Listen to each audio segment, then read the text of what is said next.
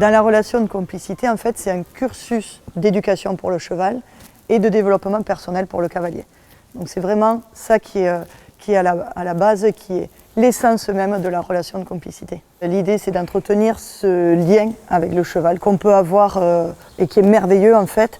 Et la relation, c'est ce qu'on met avant tout, avant l'éducation et le dressage, comme on peut parler du cheval.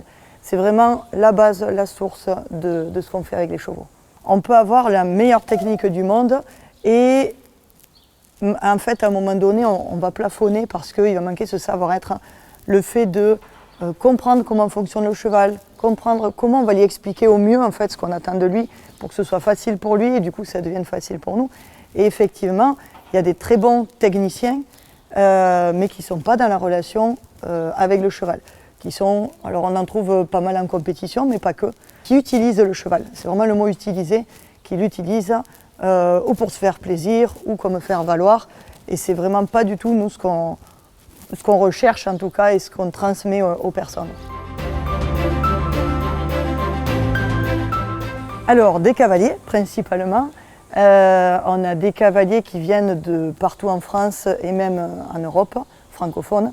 Et du coup, voilà, ce sont des gens qui se déplacent d'un petit peu partout. On a des Belges, des Suisses, des gens du Luxembourg aussi. C'est vraiment ce qu'ils recherchent et qu'ils ne trouvent pas ailleurs en fait. On va trouver beaucoup de comment, dans les clubs, comment monter à cheval, mais pas comment tisser un lien, tisser cette relation qu'on peut avoir avec le cheval. Et c'est ceux qui viennent rechercher ici à Caumont.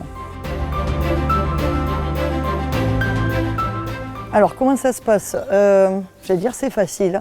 On va d'abord passer un petit peu de temps à observer les chevaux.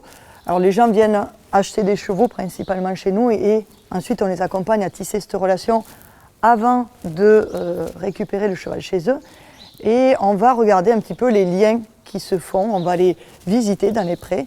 Et il y a des chevaux qui vont plus facilement venir vers certaines personnes que vers d'autres. Et ensuite on va faire pratiquer, mais plutôt en liberté. En liberté, que la personne soit novice ou pas, ça va être une question de ressenti avec le cheval. Et ce que va nous renvoyer aussi le cheval par son comportement, où il va rester avec nous parce que nous, on va être au clair avec nous bien, où il va plutôt être un peu distant, s'en aller ou être inattentif. Donc là, dans l'idée, voilà, c'est de voir quel est avec qui l'humain est le plus à l'aise en fait. Donc on va présenter différents types de chevaux en fonction de son projet aussi. Et à partir de là, on va voir quel est le cheval qui va correspondre le mieux. C'est vraiment une connexion de cœur à cœur qu'on essaye de construire. Et après, on va les mettre de la technique dessus. On va les mettre de la technique de comment on explique au cheval, quel code on veut mettre en place, et on va créer ce langage commun en fait. Et on va accompagner les gens à créer ce langage commun avec leur cheval. En gros, il y a une page blanche et c'est eux qui écrivent le mode d'emploi de leur cheval et nous on les accompagne puisqu'il y a 10 principes en fait, d'apprentissage pour le cheval et on va leur faire connaître ces 10 principes, appliquer ces 10 principes et pour faire avancer un cheval ou marcher un cheval, il peut y avoir 10 façons ou 15 façons possibles de le faire. Nous on va regarder, on va poser la question à la personne, qu'est-ce qui est important pour toi? Est-ce que tu veux que le cheval apprenne à marcher juste avec ta voix, avec tes jambes, avec ton souffle? On peut imaginer un petit peu ce qu'on veut et on va aider la personne à comprendre comment faire et on va l'aider à devenir le meilleur professeur pour son cheval. C'est vrai qu'on est ce lien, ce pont en fait entre l'humain et le cheval.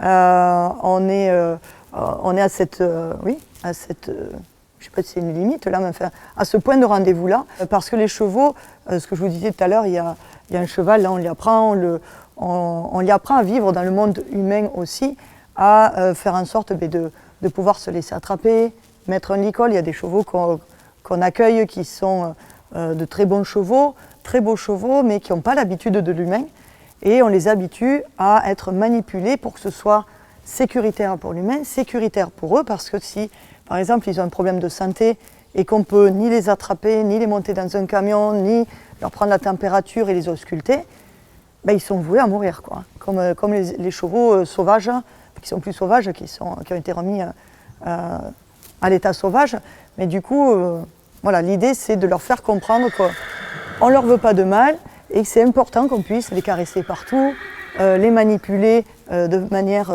sereine et sécuritaire et qu'eux soient en confiance avec nous. On va développer la confiance du cheval dans l'humain et de l'humain dans le cheval. Et après aussi, on parle de 4 niveaux de confiance, nous, que le cheval ait plus confiance en lui aussi par rapport à l'environnement et que l'humain ait plus confiance en lui aussi dans le sens où il va être avec son cheval et il va expliquer, devenir un meilleur professeur pour son cheval. Alors j'ai mon animal préféré qui est le cheval et mon animal totem qui est la chouette. Pourquoi ? Parce que chaque fois que j'ai une décision à prendre ou que j'hésite sur quelque chose, souvent c'est le soir quand je réfléchis, c'est la nuit. Et si je vois une chouette passer, c'est que je suis sur la bonne piste et ça marche à tous les coups.